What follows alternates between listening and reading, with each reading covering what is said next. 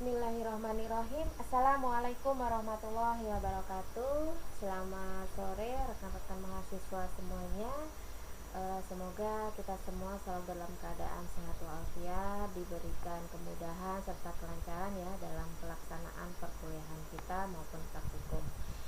Jadi untuk praktikum yang keempat kali ini ya, judulnya adalah uji aktivitas antimikroba dengan metode difusi paper disk ya. Jadi memang untuk mengetahui apakah suatu bahan tertentu ya yang itu bisa diambil dari tumbuhan atau mungkin dari fungi yang memang punya aktivitas antimikroba, itu harus diuji aktivitasnya ya, sejauh mana bisa memberikan peran ya sebagai antimikroba. Tentunya ini tak lepas dari kandungan senyawa yang dimiliki dari tumbuhan tersebut ya, atau fungi tersebut yang memang diprediksikan itu bisa berperan sebagai antimikroba.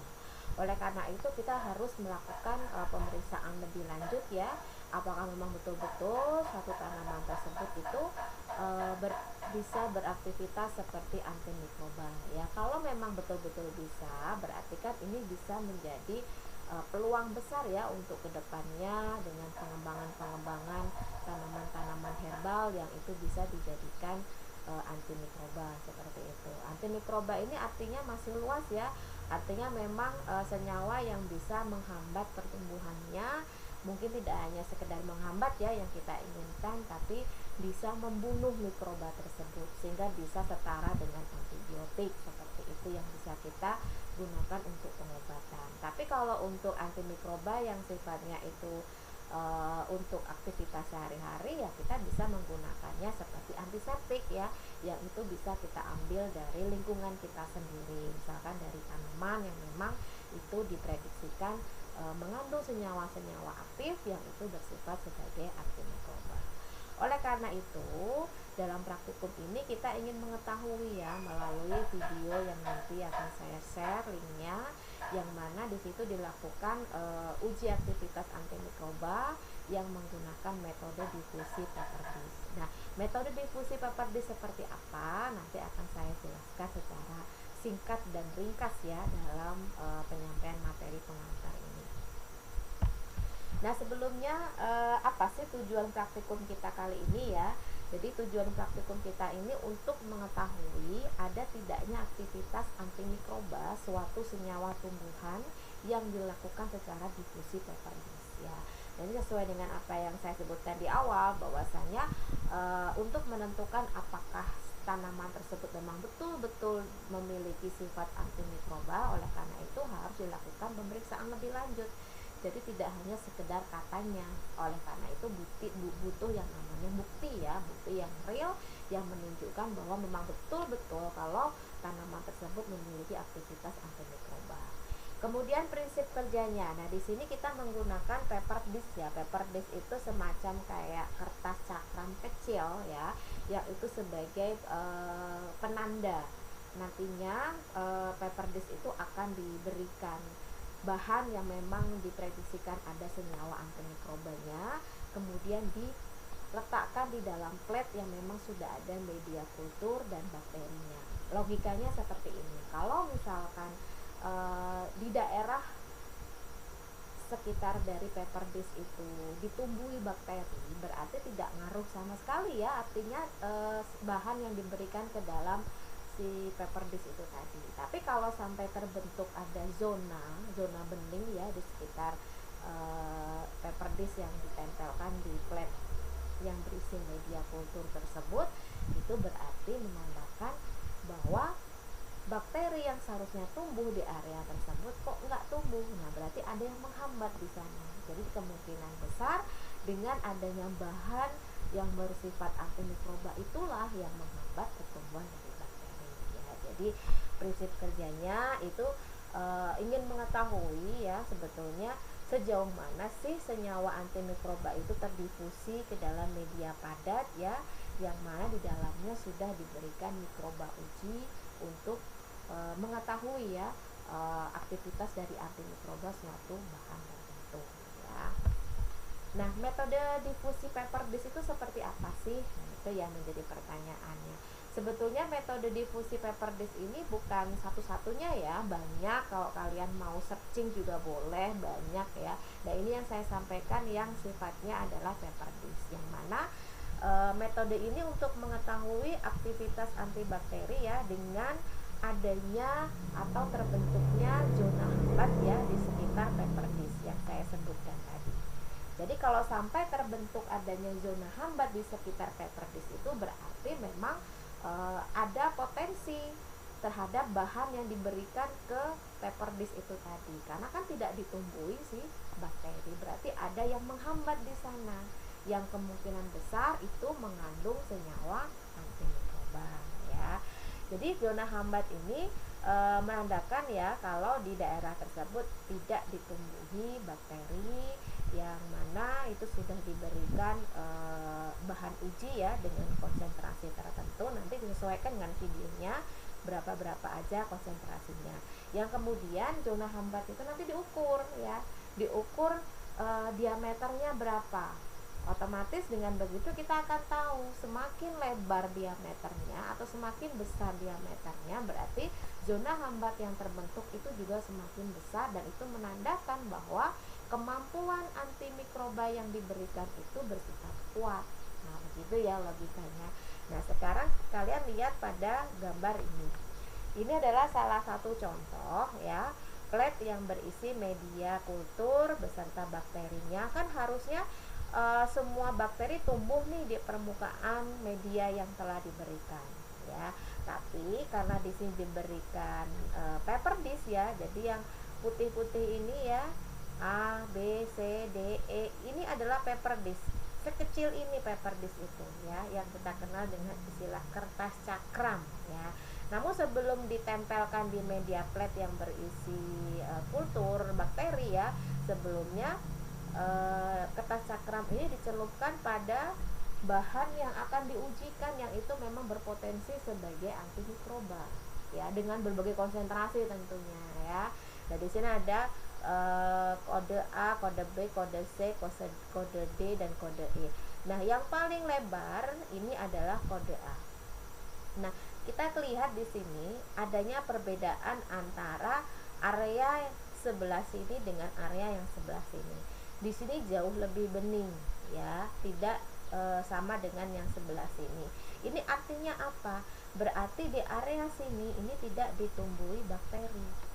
Berarti kesimpulannya, cakram yang sudah diberikan sampel uji tadi, yang itu berasal dari tanaman yang diduga itu mengandung antimikroba, ternyata memberikan peran ya, dalam hal ini bisa dijadikan sebagai antimikroba. Artinya tidak ada mikroba yang tumbuh di sini. Nah, begitulah caranya untuk mengetahui. Tapi tentunya ini diperlukan beberapa perlakuan ya, dan jangan sampai tidak tumbuhnya bakteri ini karena faktor lain, karena harapannya kan tidak tumbuhnya bakteri ini dikarenakan semata-mata karena senyawa antimikroba yang diberikan. Nah, itu oleh karena itu dalam pelaksanaan praktikumnya harus diberikan yang disebut sebagai kontrol positif dan kontrol negatif. Nah, itu nanti akan saya bahas di slide berikutnya. Kemudian alat dan bahan. Nah, ini alat dan bahan yang saya sesuaikan dengan video ya. Jadi silakan kalian cek satu persatu, nanti di videonya mungkin ada yang kurang ya, yang tidak saya cantumkan di sini. Jadi yang diperlukan pertama adalah media padat Na. Nah, inilah yang nantinya akan menjadi media kultur untuk bakteri yang akan ditumbuhkan pada plate ya, atau pada cawan petri.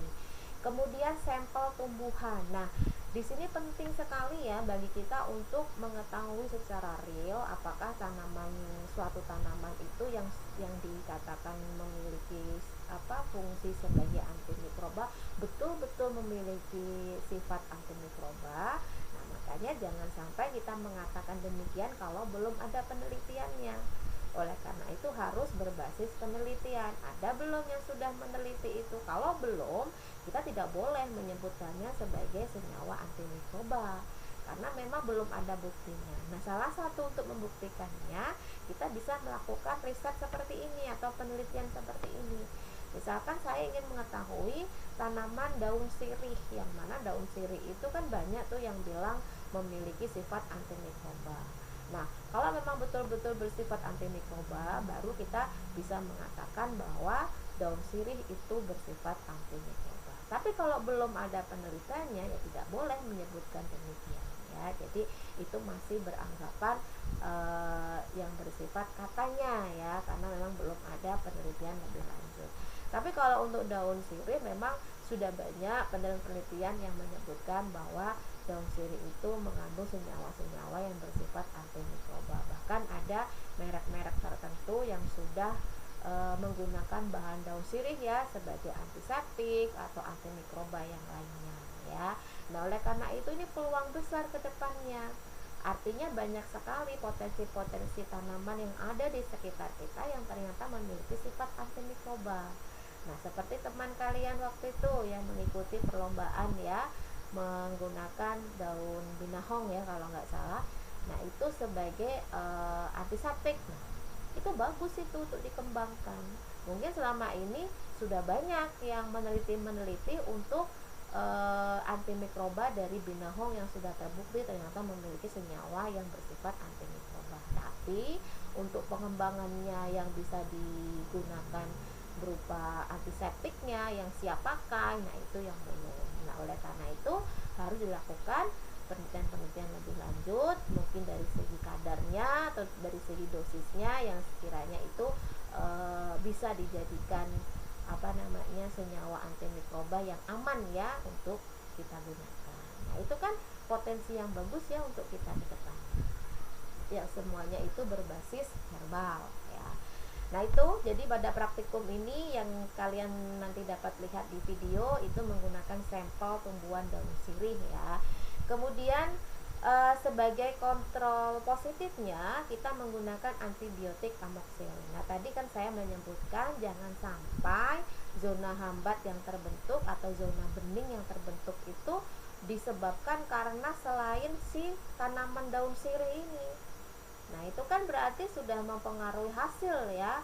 Ya, kalau itu betul. Kalau salah, nah itu yang menjadi masalah ya kan. Oleh karena itu pastikan zona bening atau zona hambat yang terbentuk itu betul-betul karena daun sirih yang diberikan ya. Oleh karena itu perlu dilakukan pemberian kontrol positif dalam hal ini, yaitu menggunakan antibiotik amoxicillin ya. Sebetulnya nggak harus amoxicillin sih, yang lain-lain juga boleh, yang penting antibiotik ya, karena memang dari segi manfaatnya pun sudah jelas ya, dia bisa menghambat pertumbuhan bakteri atau bisa membunuh bakteri. Artinya memang kemampuan sebagai antimikrobanya sudah kuat sekali. Jadi kalau seandainya hasil pengamatannya dinyatakan di area zona bening yang itu sudah diberikan antibiotik malah nggak terbentuk zona bening, nah ini tanda tanya. Kenapa bakteri masih mau tumbuh di area tersebut? Pasti ada kesalahan-kesalahan nih dalam proses pembuatannya. Bisa karena pembuatan media kultur yang kurang tepat, atau mungkin bakterinya yang nggak baik ya. Atau nggak baik itu maksudnya proses pengkulturannya salah, atau mungkin yang lain-lainnya yang bisa memberikan hasil yang itu tidak sesuai dengan apa yang diharapkan. Nah, oleh karena itu perlu diberikan kontrol positif. Jadi harapannya untuk mengetahui memang betul-betul si bakteri itu tidak tumbuh di area paper dish yang sudah diberikan antibiotik ini. Selain kontrol positif juga diberikan kontrol negatif ya. Artinya begini, jangan sampai ada cakram ke atas cakram atau paper dish yang tidak diberikan apa-apa, baik itu sampel tumbuhan maupun antibiotik amoxicillin, itu malah tumbuh, itu malah ada zona beningnya. Nah, ini nggak masuk akal sekali ya. Dari mana antimikroba yang diperoleh, kan seperti itu. Nah, pada praktikum ini untuk kontrol negatifnya itu paper dish dicelupkan ke dalam aquades. Kita tahu dong aquades ini kan sifatnya tidak ada antimikrobanya ya. Berarti logikanya tidak akan mempengaruhi terbentuknya zona hambat di area paper dish ya, artinya memang tetap tumbuh di sana dan tidak ada yang menghambat. Nah, kalau sampai ada yang menghambat, nah ini pertanyaan, di mana kesalahannya? Pasti ada yang keliru dalam prosesnya. Oleh karena itu, tidak boleh dilanjutkan ya untuk pengamatan berikutnya.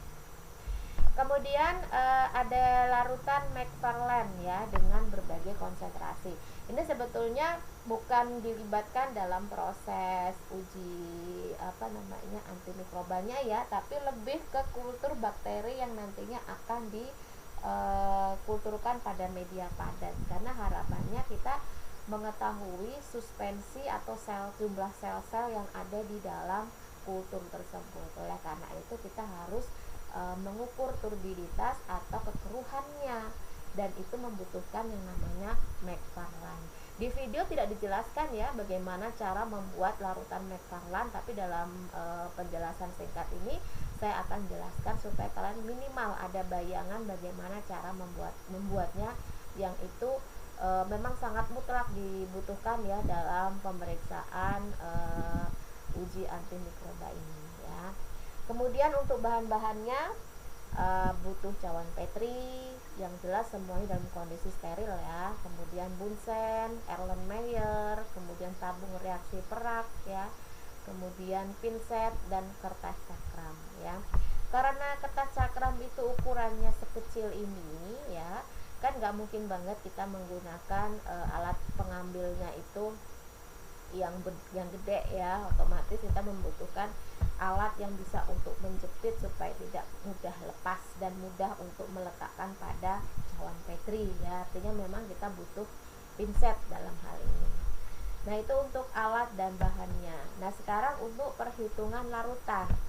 Untuk pembuatan media saya rasa sama ya dengan praktikum-praktikum sebelumnya, karena di sini metodenya juga sama. Kita memberikan media untuk bakteri yang nantinya akan dikulturkan dalam plate ya, yang itu kita menggunakan media Na ya. Jadi media Na ini harusnya dibuat 20 gram dalam 1 liter, tapi kalau ini sekiranya kebanyakan kita bisa membuat misalkan 100 ml saja. Tapi kan semua tergantung dari ukurannya. Artinya ketika membuat 100 ml kan nggak mungkin 20 gram yang kita larutkan. Kita menyesuaikan dengan 100 ml ini. Oleh karena itu kita menggunakan hitungan sesuai rumus ya yang sudah saya berikan di slide sebelumnya ya dalam pembuatan media kultur.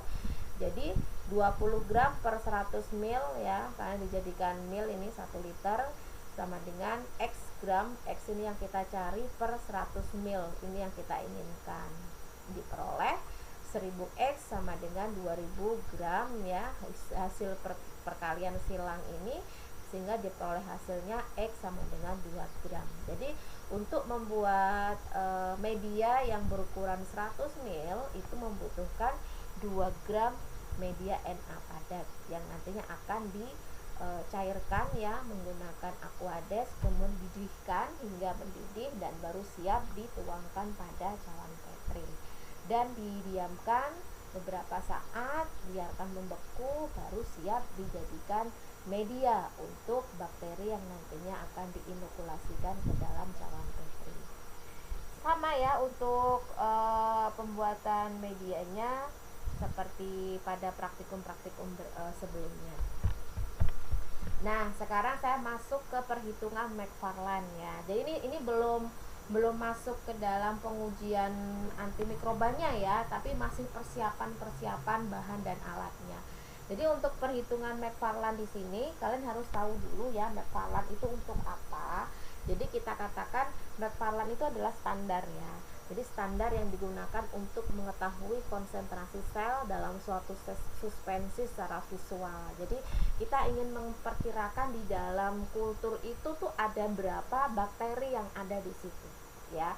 Jadi dengan begitu kita akan tahu ya bahwasanya jumlah itu sesuai. Artinya jangan sampai nanti itu mempengaruhi hasil dari paper disk yang nantinya akan dilihat zona hambatnya ya. Kemudian skala McFarland itu didesain untuk memperkirakan konsentrasi bakteri gram negatif, khususnya adalah E. coli. Jadi karena dalam video ini menggunakan bakteri E. coli, jadi ini sangat penting sekali untuk diterapkan.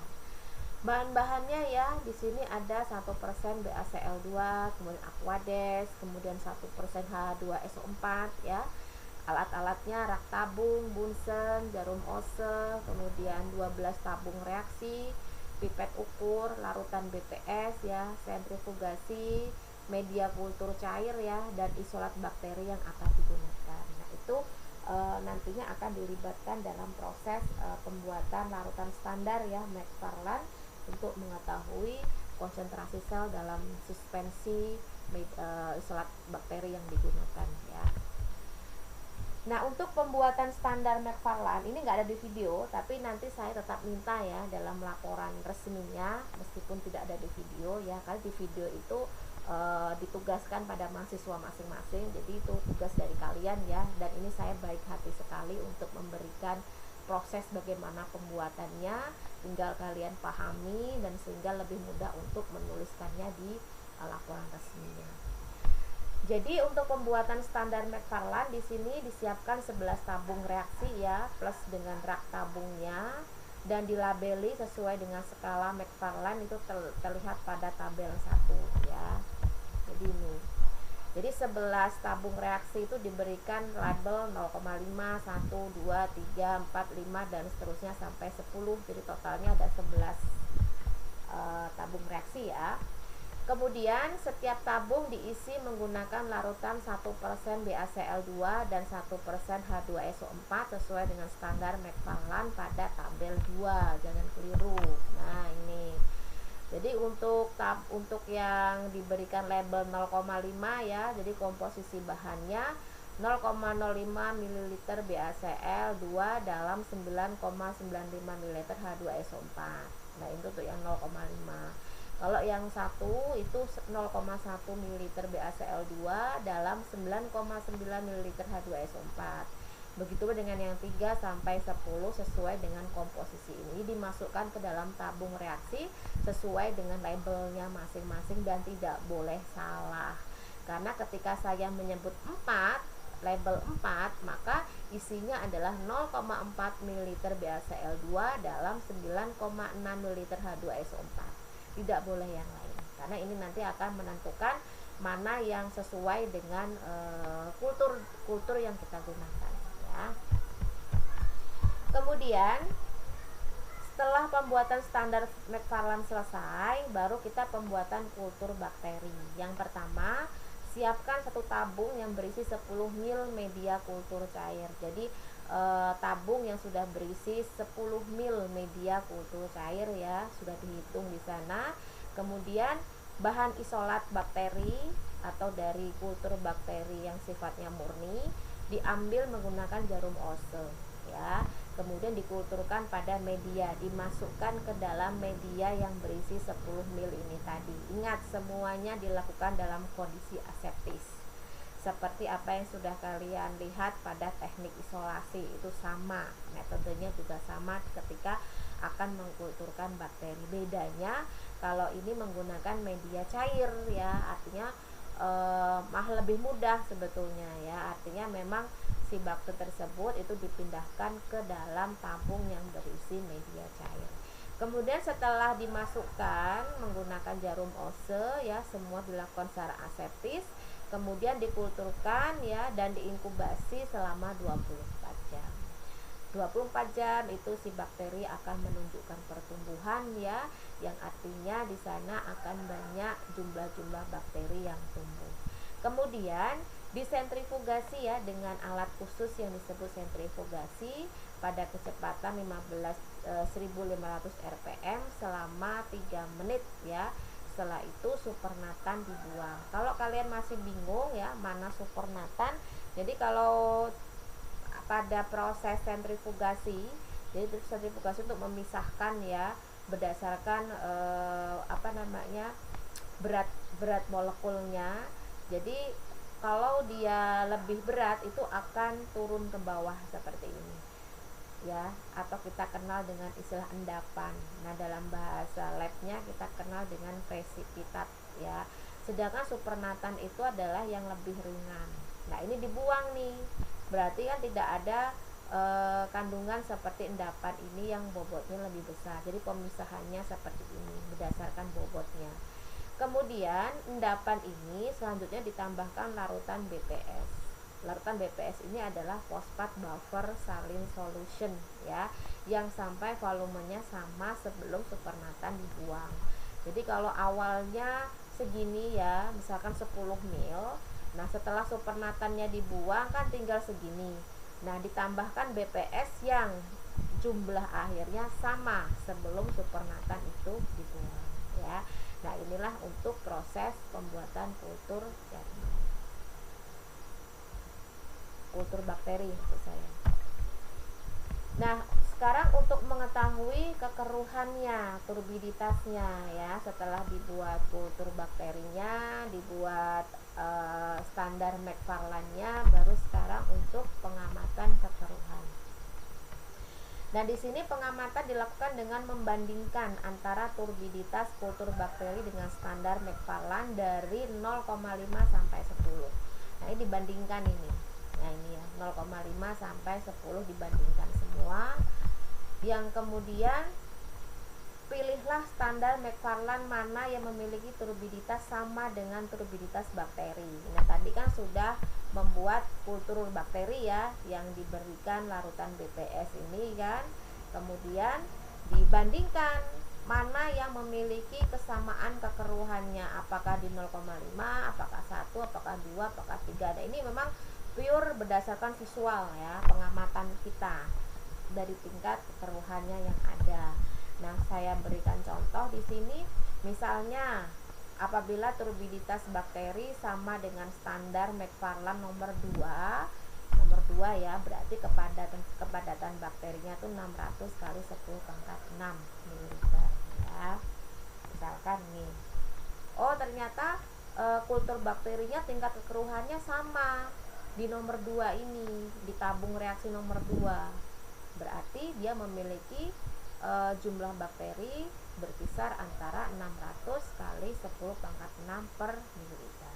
Kalau ini berdasarkan visual ya. Bisa juga sih menggunakan alat spektrofotometer ya. Jadi seperti apa yang di video disebutkan menggunakan spektro, memang lebih mudah karena angkanya langsung keluar. Kalau ini kan berdasarkan perkiraan secara visual ya, maksudnya membandingkan kekeruhan mana yang lebih mirip dengan kekeruhannya si bakteri. Tapi kalau menggunakan spektro, sampel itu yang berisi bakteri itu bisa langsung dicek menggunakan alat spektro ya, sehingga kita akan langsung keluar angkanya berapa jumlah atau nilai kekeruhannya. Nah, setelah selesai menggunakan standar Macfarlane, baru kita masuk ke prosedur kerja untuk uji antimikroba ya. Berarti kita sudah masuk ke intinya. Yang berdasarkan video nanti bisa disesuaikan ya, bahwasanya ini semua memang saya ambil dari video ya, yang memang itu bisa mempermudah kalian untuk memahaminya. Jadi yang pertama itu adalah membuat infus dari daun sirih, karena memang yang digunakan adalah daun sirih ya, yang itu berupa infus ya, dimana 100 gram dari daun sirih yang sudah dibersihkan dan ditimbang sebanyak 100 gram, kemudian diinfus menggunakan 100 ml air yang kemudian dididihkan ya, dengan suhu 90 derajat sampai atau selama 15 menit. Nah, itu ya, atau direbus lah bahasanya. Artinya memang di sini kita ingin mendapatkan ekstrak dari daun sirih, yang dimana nanti larutan yang hasil dari infusa itulah yang nantinya akan diujikan kepada bakteri menggunakan paper dish ya. Kemudian membuat media Na dan dimasukkan ke dalam cawan petri steril ya. Lihat prosedurnya di video seperti apa yang sesuai dengan saya jelaskan tadi ya, sama juga ya, pada prinsipnya begitu. Kemudian suspensi dari bakteri E. coli yang sudah diukur kekeruhannya menggunakan larutan Macfarlane ya. Kemudian menyiapkan larutan induk infusa. Jadi hasil dari rebusan tadi disiapkan dulu ya, tapi itu tidak langsung kalian ujikan, tidak. Jadi dibuat semacam pengenceran ya. Dan dalam video itu pengenceran yang digunakan adalah 80%, 60% dan 40%. Dimana 80% itu maksudnya adalah 8 ml sampel atau infusa hasil dari rebusan tadi diencerkan ke dalam 2 ml Aquades. Begitu pula dengan 60%, berarti 6 ml dalam 4 ml Aquades.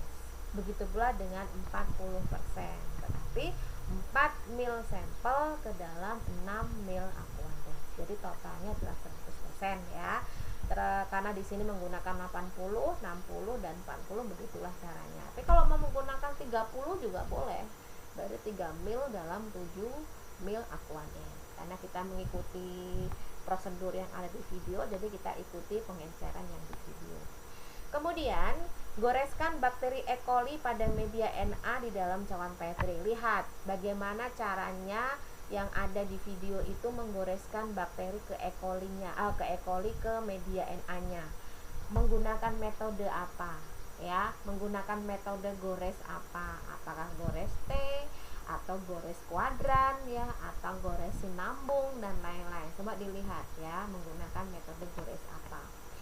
Kemudian kertas cakram yang kecil-kecil tadi yang sudah steril ya, disterilisasi tentunya sebelumnya, dicelupkan ke dalam masing-masing sampel daun sirih sesuai dengan pengenceran yang telah dilakukan. Jadi masing-masing tabung reaksi yang berisi 80%, 60%, 40% itu masing-masing dicelupkan paper dish yang nantinya akan diberikan pada plate yang sudah berisi media kultur dan kultur bakterinya ya.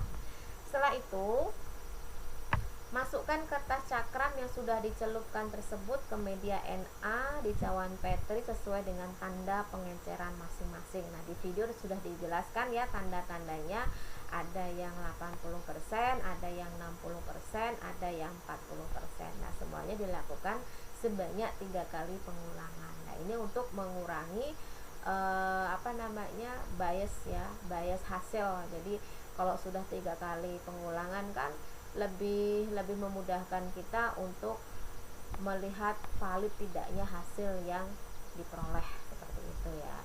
Nah, di sini dibutuhkan kontrol positif. Tadi saya sudah sebutkan ya, kontrol positif ini kertas cakram dicelupkan ke dalam suspensi antibiotik. Memang harusnya akan terbentuk zona bening atau zona hambat di sekitar paper dish yang sudah diberikan suspensi antibiotik. Kalau seandainya sampai tidak terbentuk, berarti ada kesalahan ya. Kemudian kontrol negatif itu kertas cakram yang dicelupkan ke dalam Aquades. Kalau sampai malah terbentuk zona hambat di area paper dish yang sudah dicelupkan Aquades, berarti ada kesalahan karena harusnya nggak ada. Di sini kan Aquades bukan sebagai antimikroba, harusnya sih tetap tumbuh ya bakterinya. Oleh karena itu kalau dua-duanya sudah oke, ternyata di kontrol positifnya ada zona hambat, sedangkan kontrol negatifnya tidak terbentuk zona hambat, berarti hasilnya itu sudah diperkirakan mendekati dari sempurna. Artinya memang itulah dikarenakan adanya aktivitas antimikroba yang dibawa oleh sampel tersebut ya, yang memang diduga itu mengandung senyawa antimikroba. Setelah itu ya, setelah kertas cakram dimasukkan ke sesuai dengan labelnya masing-masing, itu akan dilakukan inkubasi selama 24 jam. Setelah diinkubasi selama 24 jam, kemudian diamati zona bening yang terbentuk di sekitar kertas cakram, lalu diukur menggunakan jangka sorong ya. Amati zona bening di sekitar kertas cakram difusi yang seperti pada gambar awal tadi ya, itu seperti itu bentuknya. Kemudian hitung diameter zona hambat yang terbentuk dan catat pada tabel pengamatan ya. Jadi Untuk pengelompokan atau klasifikasi respon hambatan pertumbuhan bakteri yang menggunakan metode difusi paper dish ya, ini menurut Davis and Stout 1971 bahwasanya berdasarkan ukuran diameter zona hambat ada yang lebih dari 20 ml ya, 10 sampai 20 ml, kemudian 5 sampai 10 mm, milimeter ya, dan kurang dari 5 mm. Nah, kalau yang lebih dari 20 mm ini berarti responnya sangat kuat. Kalau 10 sampai 20 mm berarti kuat. Sedangkan 5 sampai 10 itu sedang, kurang dari 5 itu berarti lemah. Nah, ini adalah klasifikasi yang sifatnya untuk menentukan aktivitas antimikroba dari senyawa tertentu yang diberikan. Dalam hal ini adalah senyawa yang diambil dari infus daun sirih ya, yang itu sudah dilakukan perebusan pada suhu 90 derajat Celcius selama 15 menit ya. Nah, kemudian untuk hasil pengamatannya silakan lihat di video karena sudah tertulis di sana, tinggal nyalin aja. 80% berapa diameter zona hambatnya, 60% berapa diameter zona hambatnya, 40% berapa zona hambat yang terbentuk. Nanti mana yang paling besar? Apakah semakin besar konsentrasi infusa daun sirih itu semakin besar pula diameter yang diberikan? Nah, itu tergantung dari hasilnya. Nah, silahkan hasilnya dilihat dalam video apakah memang betul begitu. Kalau memang betul begitu, silahkan Anda bahas. Kenapa demikian? Ada apa dengan daun sirih? Ya, jadi silahkan dibahas sesuai dengan ketentuan yang ada di panduan atau modul praktik yang saya berikan ya di LMS.